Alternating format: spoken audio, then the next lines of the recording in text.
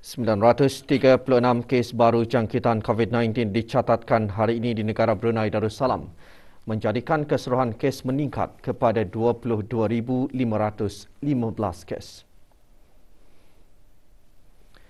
Kementerian Kesihatan dalam siaran akhbarnya memaklumkan daripada kes tersebut, 919 adalah kes tempatan manakala 17 kes import. Sementara 2 kes dalam kategori 4 yang memerlukan bantuan oksigen dan di bawah rawatan rapi.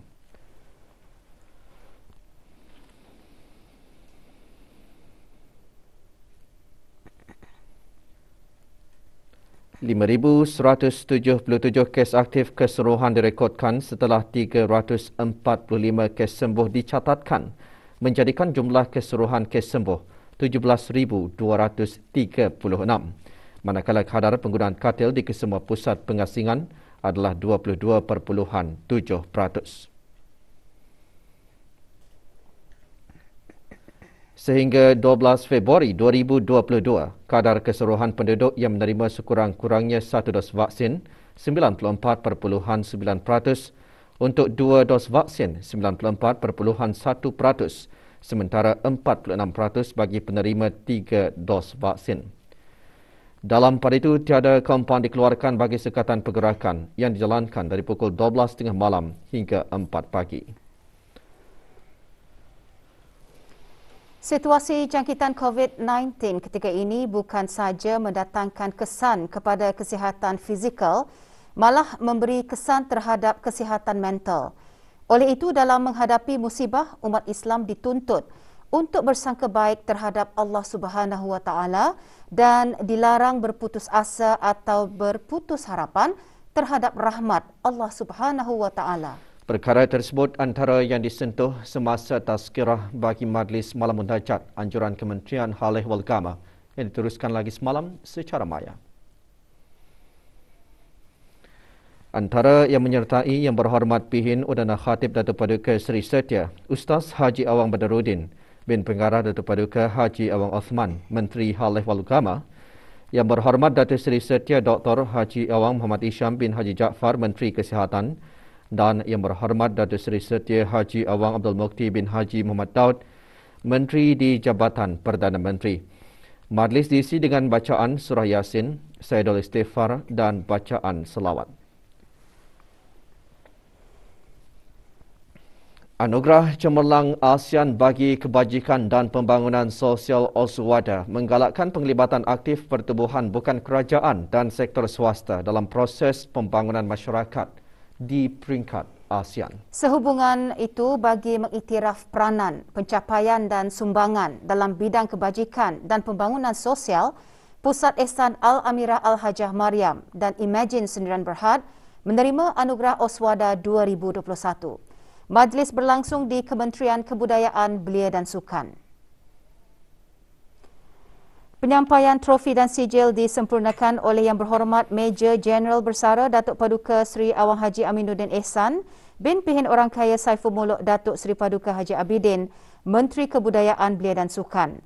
Anugerah Oswada 2021 diperkenalkan buat julung kalinya semasa mesyuarat Menteri-Menteri Kanan mengenai Kebajikan dan Pembangunan Sosial SOMSWD ke-17. Anugerah bertujuan menggalakkan sumbangan dan kerja-kerja dalam bidang kebajikan dan pembangunan sosial di samping mempromosi kerjasama dan rangkaian yang padu di antara pihak kerajaan, pertubuhan bukan kerajaan dan sektor swasta. Juga hadir Setiausaha Kebudayaan dan Kemasyarakatan, Kementerian Kebudayaan, Belia dan Sukan. Majlis Pengundian dan Pemilihan Calon Ketua Kampung Sungai Liang, Daerah Belait diadakan pagi tadi secara pandu lalu di Dewan Serbaguna Spark Mukim Liang. Pengundian tersebut menggunakan kaedah tablet dan kertas undi, manakala pengundian menggunakan aplikasi mudah alih e-undi PMKK telah bermula Jumaat lalu.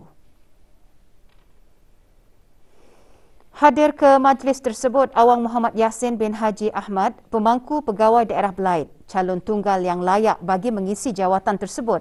Awang Muhammad Hazrin bin Bagol, 34 tahun, merupakan graduan sarjana muda Usuluddin dari Universiti Islam Sultan Sharif Ali Yunisa dan pernah menjadi pelapis Bilal di Masjid Kampung Sungai Liang. 70 orang penduduk telah mengundi bersetuju dan 67 orang tidak bersetuju. Juga hadir ahli Majlis Mesyuarat Negara.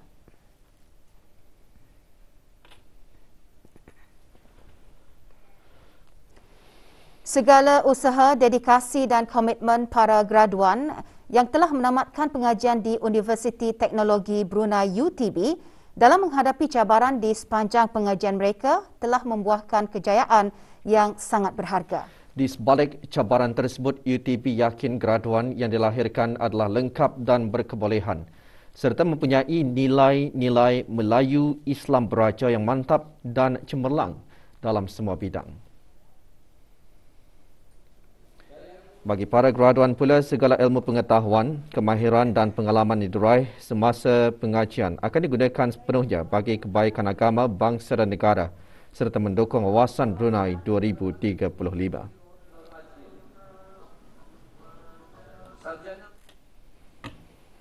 Jadi hala tuju saya berminatlah untuk bekerja di bawah Jabatan Air kalau boleh pasal memang research project saya pun berhubung kait dengan treatment which is leachate treatment. Jadi ingin lagi mengembangkan pengetahuan itulah dalam bidang kerja lagi. Saya telah memulakan pekerjaan di salah satu institusi pengajian tinggi di negara Brunei Darussalam dan insya-Allah saya ingin menabur bakti dalam bidang pendidikan. Alhamdulillah saya telah menamatkan pembelajaran pada masa ini.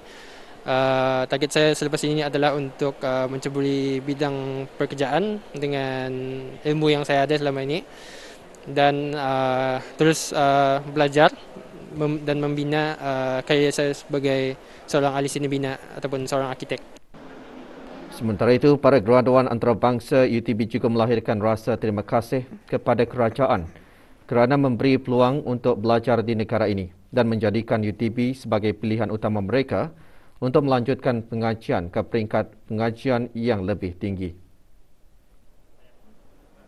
I will definitely recommend them to join UTB as well and also the Brunei sebab UTB has been a very fast and young university who has been ranked in the QS World Ranking.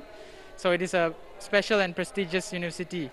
Alhamdulillah, yes, I would recommend not only to international students but also to the local students as well. Since UTB has been developing and has been well ranked in Asia, so it will be a very good choice for them as well. Daerah Tutong mempunyai beberapa mercu tanda dan tempat menarik yang tersendiri, produk dan aktiviti ekopelancongannya yang berasaskan komuniti semakin mendapat tempat dalam kalangan pengunjung dari dalam dan luar negara. Bagi mengetahui lebih lanjut mengenai pakej-pakej produk pelancongan di daerah Tutong, brosur khusus bagi daerah berkenaan telah disediakan oleh Kementerian Sumber-Sumber Utama dan Pelancongan melalui Jabatan Kemajuan Pelancongan.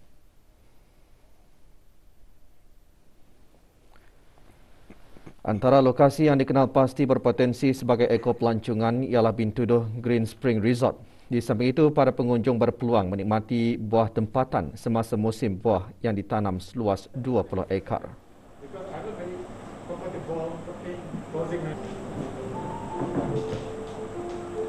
Ramai orang datang kemari ini untuk mengadakan kegiatan-kegiatan berasaskan nature lah, berasaskan alam semula jadi lah.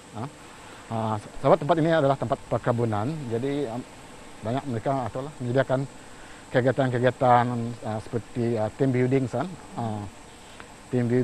jungle trekking, dan kegiatan-kegiatan obstacle training ataupun zip line dan akan di air juga, water puddle. Sementara itu, Ecoponis Garden menawarkan penginapan taman yang mengamalkan konsep pertanian mampan. Kami ada berbagai package, terutama macam farm to table package, orang dapat makan sini, hidang-hidang menu yang jarang mereka jumpa di sini lah. Kami punya makanan itu bukan jual tradisional, bukan jual modern macam fusion punya makanan lah. Yang aktiviti lain seperti macam team building, kalau ada corporate ke family mau buat team building sini, dorang boleh membuat aktiviti dorang. Pakej produk pelancongan yang diperkenalkan oleh Kementerian Sumber-Sumber Utama dan Pelancongan di keempat-empat daerah bermatlamat untuk mempromosikan tempat-tempat tarikan yang menawarkan perkhidmatan experimental tours yang menggabungkan produk-produk pelancongan primer, produk-produk pelancongan baru dan produk yang diungkayahkan oleh ahli-ahli Majlis Perundingan Kampung, membantu pihak berkepentingan pelancongan termasuk pihak perhotelan, ejen-ejen pelancongan, pemandu-pemandu pelancong, penyedia-penyedia perkhidmatan pelancongan dan seumpamanya dalam menyediakan itinerary yang inklusif dan fleksibel, mempromosikan tempat-tempat tarikan baharu yang kurang dikenali, walau bagaimanapun berpotensi untuk dikembang majukan sebagai tarikan pelancong. Persediaan bagi promosi cuti penggal persekolahan pada bulan April, Ogos dan Disember. Manifestasi kegemilangan warisan budaya yang bertapak sejak zaman berzaman di negara ini dizahirkan melalui 7 puak asli Brunei. Antaranya Puak Murut yang kaya dengan keunikan dan keistimewaan adat dan budaya tersendiri. Bagi Puak Murut, pakaian tradisi yang diwarisi sejak dahulu merupakan lambang kebanggaan. Kegagahan dan keberanian Puak Murut digambarkan menerusi corak dan warna pada pakaian tradisi mereka. Walaupun telah melalui proses perubahan, namun pakaian tradisi Puak Murut masih mengekalkan identiti asli puak berkenaan. Sebelum tahun 1928 itu, kami Murut dia pakai pakaian, kami panggilnya bakad talun dalam bahasa Murutnya, baju talun lah. Yang kami pakai ini ia punya dasar sigar, atau yang kami pakai awal dulu sebelum kami pakai pakaian yang masa ini, pakai pakaian tradisi yang awal, yang masa kita pakai masa ini lah. Jadi pada masa ini juga, masa kami pakai kain yang baru ini, banyak tujuannya itu. Ada bunga-bunga yang kami buatkan, ada baju itu, bunga lalawakan itu satu pergaulan bah di antara kita masa ini bah. Pergaulannya arti baik bah. Yang pentingnya untuk perkawinan, untuk masa ini, zaman masa ini, zaman ada hari keputusan, ada kebangsaan, kami mesti pakai itu supaya puak ini nampak bah.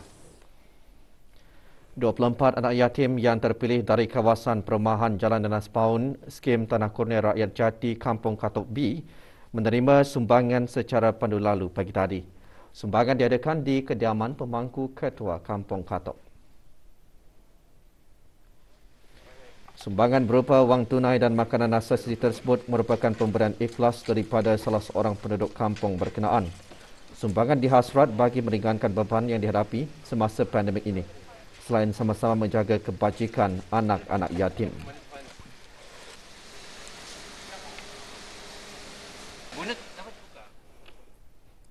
Klinik pergigian di Pusat Kesihatan Pengeran Anak Puteri Hajah Mutawakilah Hayatul Bolkiah Gadong ditutup dan dipindah sementara sehingga ke satu tarikh yang akan diumumkan kemudian.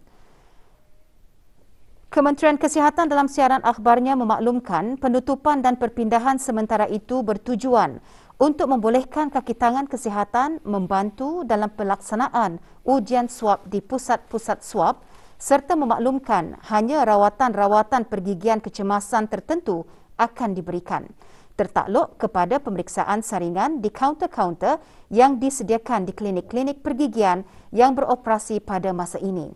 Manakala ujian ART akan dibuat ke atas semua pesakit yang mengunjungi mana-mana klinik pergigian selaras dengan langkah-langkah kawalan jangkitan COVID-19 ketika ini. Sementara itu, perkhidmatan konsultasi bagi pesakit-pesakit pergigian melalui talian telefon dan pesanan ringkas melalui aplikasi WhatsApp yang telah beroperasi sejak 16 Ogos 2021 masih beroperasi.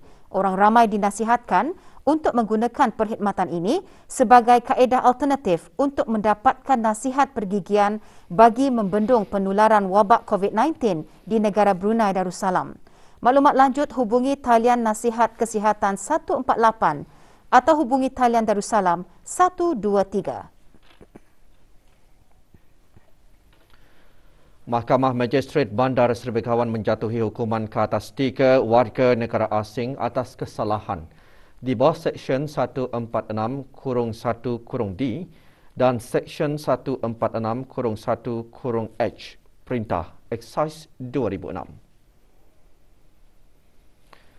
Leong Liping, perempuan warga negara Malaysia berumur 51 tahun didapati bersalah kerana memiliki 91 botol dan 11 tin minuman keras.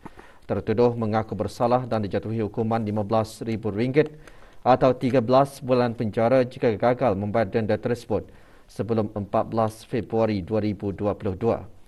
Semua barang yang terlibat dirampas untuk dimusnahkan, manakala wang tunai sebanyak RM100 iaitu hasil penjualan minuman keras diserahkan kepada pihak kerajaan.